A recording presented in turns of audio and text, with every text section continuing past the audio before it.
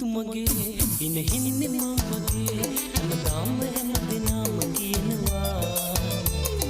ලස්සනයි පුතේ ඔය රන් සිනානුගේ